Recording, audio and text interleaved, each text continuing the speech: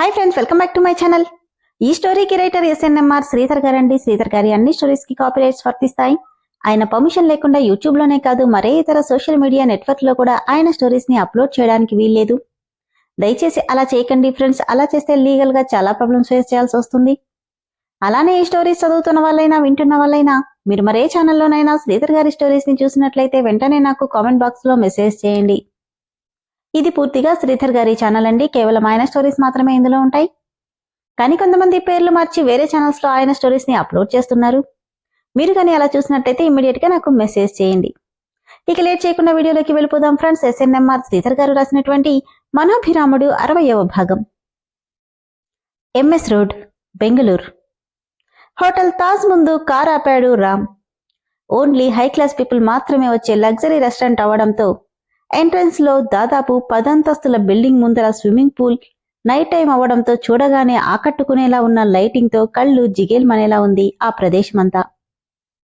Ram car park చేసి పద అనగానే ఆ వాతావరణం తనకి భయంకరంగా అనిపిస్తుంటే బెదురుగా చూస్తుంది మను.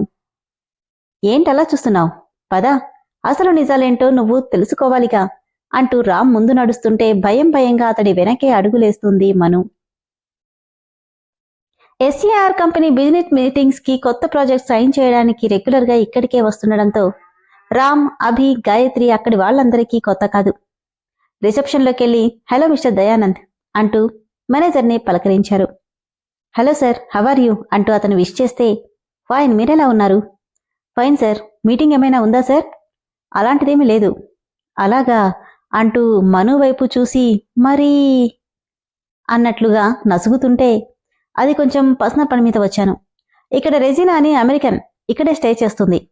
తన రూమ్ నెంబర్ ఎంతో చెప్పగలరా? జస్ట్ ఎ మినిట్ సార్ అంటూ చెక్ చేసి 501లో ఉన్నారు సార్ అన్నాడు. ఓ థ్యాంక్ యూ అని మను దగ్గరికొచ్చి 5th ఫ్లోర్ అంట, పద వెళ్దాం. నేను రాను. ఎందుకు? నాకు నీ మీద అనుమానంగా ఉంది. ఇక్కడి వాతావరణమే నాకు కంపరంగా అనిపిస్తుంది. నిజం చెప్పు, ఇక్కడికి ఎందుకు తీసుకొచ్చావు? నవ్వి, మను, మా అమ్మ మీద ఒట్టేసి చెప్తున్నా. మీ ఆయన మీద నీ నమ్మకం ఎంతవరకు నిజమో నీకు చూపించడానికి మాత్రమే ఇక్కడికి తీసుకొచ్చాను. నన్ను నమ్ము, తర్వాత నీ ఇష్టం అంటూ ముందుకు నడుస్తుంటే రామ్ చెప్పింది ఎంతవరకు నిజమో తెలుసుకోవాలి, తను చెప్పిన దాంట్లో నిజం లేదని తెలుసుకోవడానికైనా వెళ్ళాలి అనుకుంటూ తన వెనకే వెళ్ళింది మనస్విని. అప్పటికే చీకటి పడ్డంతో చుట్టుపక్కల ఎవ్వరూ తిరగడం లేదు. రూమ్ నెంబర్ 501 దగ్గరికెళ్లి నెమ్మదిగా విండో జరిపాడు రామ్. లోపలికి చూసి నవ్వుకొని, చూడు, నీ నమ్మకం ఎంతవరకు నిజమో నువ్వే తెలుసుకో అంటూ కాస్త పక్కకి జరగగానే అదిరేగుండెలతో తన నమ్మకం అబద్ధం కాకూడదనుకుంటూ నెమ్మదిగా తల తిప్పి చూసింది మనస్విని. అంతే, తన కళ్ళని తనే నమ్మలేనట్లుగా నోటి మీద చేతులేసుకుని అలానే చూస్తుండిపోయిందామె.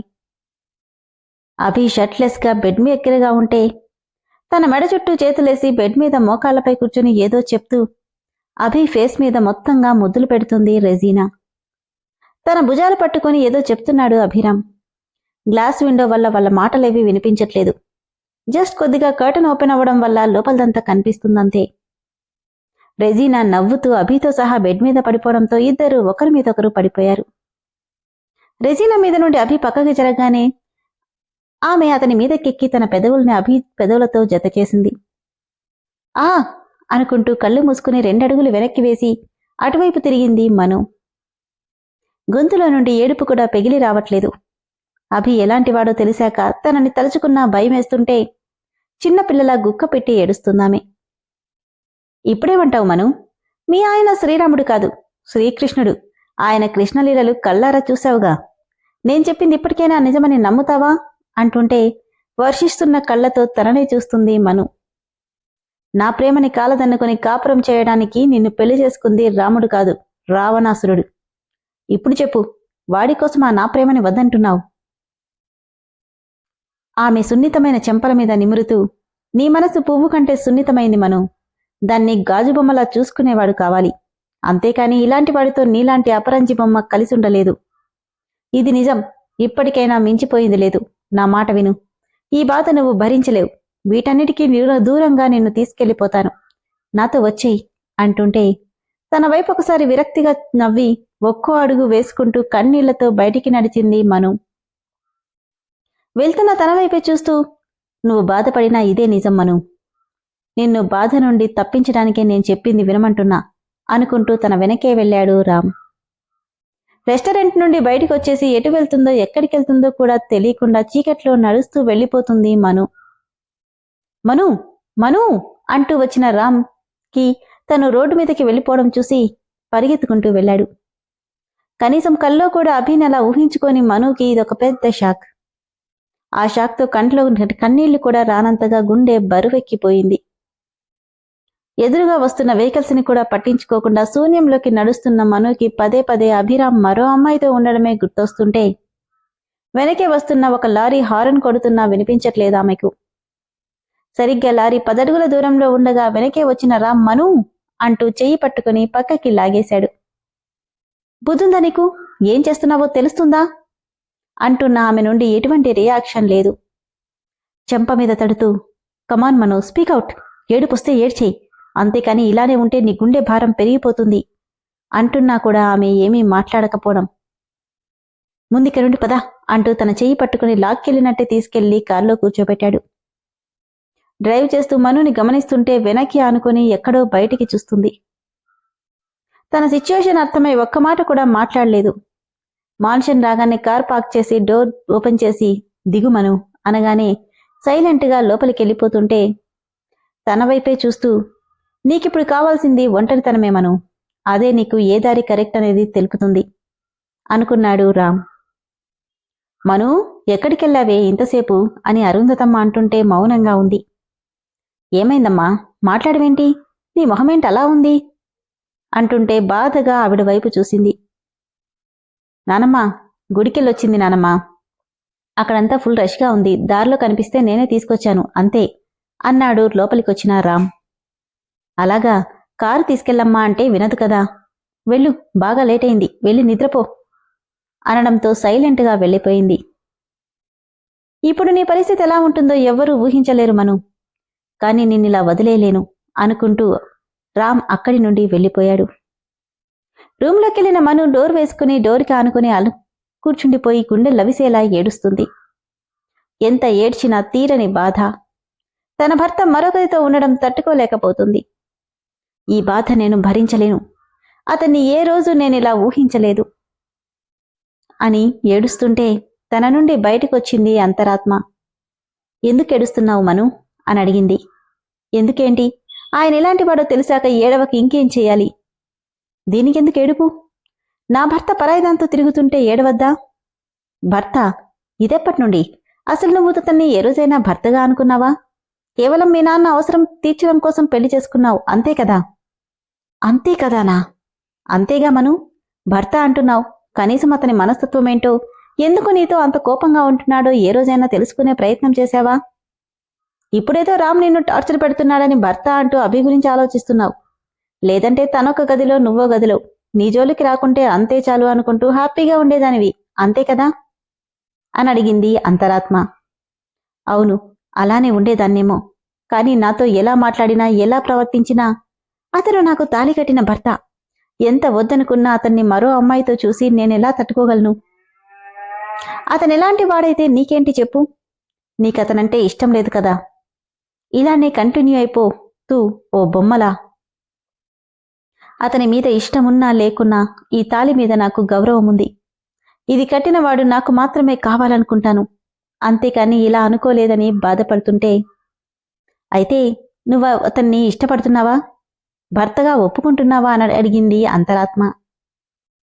ఏమో తెలీదు, ముందు నువ్వొక క్లారిటీ తెచ్చుకోమను. మీ ఆయన అన్నట్టు డెసిషన్ తీసుకోలేని స్టేజ్లో నువ్వుంటే అందరూ నిన్ను జడ్జ్ చేస్తారు. ఇప్పుడు నీ ముందున్న ఆప్షన్స్ రెండే, ఒకటి అతని గురించి నీకేం తెలీదు అనుకుని ఎప్పట్లా ఒక బొమ్మలా ఉండిపో, లేదంటే పెట్టబెడ సర్దుకుని పుట్టింటికెళ్లడమో లేదంటే గోదాట్లో దూకడమో చేసేయి. మూడోది కూడా ఉంది, అదేంటో తెలుసా, అతన్ని మార్చుకోవడం. ఆ మాటకు ఛీ, ఎంతమందినో నన్ను పట్టుకుంటానంటే నేను ఒప్పుకోను.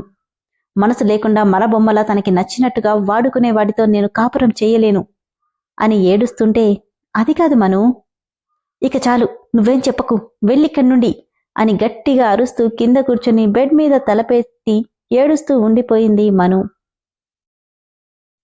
సాయంత్రం అనగా వెళ్లిన అభి మరుసటి రోజు తెల్లవారుజామున 5ంటికి ఇంటికొచ్చాడు.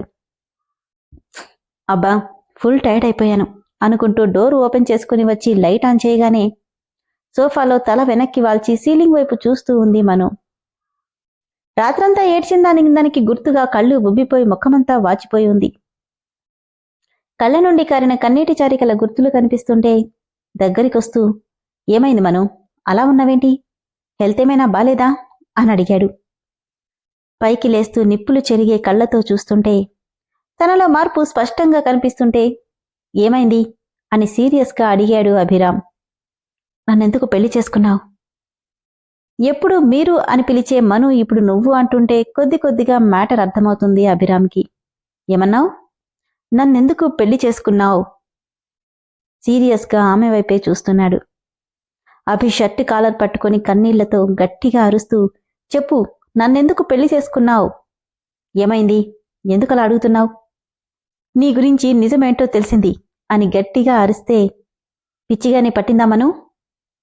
నాక్కాదు, నీకు పట్టింది పిచ్చి. అందుకే పిచ్చి కుక్కల అడ్డమైన వాళ్ళ వెనక కుక్కలా తిరుగుతున్నావు అంటే మను అని గట్టిగా అరిచేశాడు. అవును, మనునే. నువ్వెలాంటి వాడివో తెలిసాక నిజంగానే నాకు పిచ్చి పట్టింది. కాని ఇంతమందితో తిరిగే నీకు పెళ్ళెందుకు, పెళ్ళామెదుకు? కోపంగా ఆమె చేతులని విసిరి కొట్టి, ఏంటే ఊరుకుంటుంటే రెచ్చిపోతున్నావు? నీకు నా గురించి తెలిసిందని అర్థమైపోయింది. అవును, నాకు రోజుకో అమ్మాయితో తిరగడం హాబీ.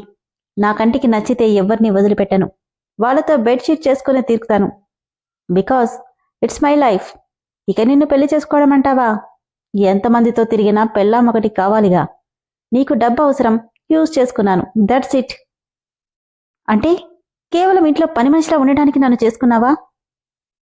చేతులు కట్టుకుని ఆమె వైపు చూసి నవ్వుతూ, క్లియర్గా చెప్పాలంటే అంతే. నిన్ను చేసుకున్నాను కదా అని నా అలవాట్లు నేను మార్చుకోను. నేనిలానే ఉంటాను. నాకు నచ్చిందే చేస్తాను, నాకు నచ్చినట్టు ఉంటాను. నీ దగ్గర నేనేదో గొప్పవాడిలా అన్ని దాచాలన్న ఉద్దేశం నాకెప్పుడూ లేదు. కాకపోతే చెప్పాల్సిన అవసరం రాలేదు, చెప్పలేదు. ఇప్పుడు చెప్తున్నా, నేనొక ఉమనైజర్ని. అయితే ఏంటిప్పుడు? అయితే ఏంటా? ఎంత తేలిగ్గా చెప్పేశావు. అయితే ఏంటని? హా, నా వరకు అయితే ఇది పెద్ద విషయం కాదు. నువ్వలా తీసుకుంటే నేనేం చేయలేను. కొంచెం కూడా గిల్టీ ఫీలింగ్ అనేది లేకుండా మాట్లాడుతుంటే తనకి కోపం కట్టలు తెచ్చుకుంటుంది మనోకి. అతని కాలర్ పట్టుకుని దగ్గరికి లాక్కుని ఏడుస్తూ, మరి నీకు పెళ్ళాంగా నేను తప్ప ఇంకెవరూ కనపడలేదా? ఇన్నాళ్ళు నువ్వు నాతో ఎలా ఉన్నా నీ మెంటాలిటీ అంతే అనుకున్నాను, కానీ నన్నింతగా మోసం చేస్తావనుకోలేదు. చెప్పు, నన్నెందుకు మోసం చేశావు అంటూ తన గుండెల మీద చేతులతో కొడుతుంటే, Manu, don't irritate me. I don't like this అని ఆపడానికి ప్రయత్నిస్తున్నాడు. ఆవేశంలో తనేం చేస్తుందో కూడా మర్చిపోయి, చెప్పు, నన్నెందుకు పెళ్లి చేసుకున్నావు అంటూ ఆవేశంతో కొడుతుంటే, Manu, leave me. No, you are a cheater. నన్నెందుకిలా చేసేవంటూ కొడుతూనే ఉంది. ఇక ఓపిక నశించి, మను, ఒకసారి చెప్తే అర్థం కాదా నీకు? నీ తన ఫేస్ని 2 చేతులతో గట్టిగా పట్టుకుని కోపంగా, నిన్నెవరెలా మూయించాలో నాకు బాగా తెలుసు అంటూనే ఆమె పెదవులందుకున్నాడు అభిరామ్. విన్నారు కదా ఫ్రెండ్స్, మనుకి అభి గురించి అసలు నిజమంతా తెలిసిపోయింది. ఎటూ తేల్చుకోలేని పరిస్థితిలో, అతనితో కలిసి ఉండలేక, అలా అని దూరంగా వెళ్లలేక మధ్యలో అడచెక్కరలో పోక చెక్కలా ఇరుక్కుపోయింది. మరిప్పుడు మను పరిస్థితి ఏంటి? తర్వాత మనుని అభి ఏం చేయబోతున్నాడు? ఎలాగైనా ఆమెను దక్కించుకోవాలని అతని గురించి నిజమంతా చెప్పిన రామ్ ఎలాంటి స్టెప్ తీసుకుంటున్నాడు అనేది తదుపరి ఎపిసోడ్లో తెలుసుకుందాం.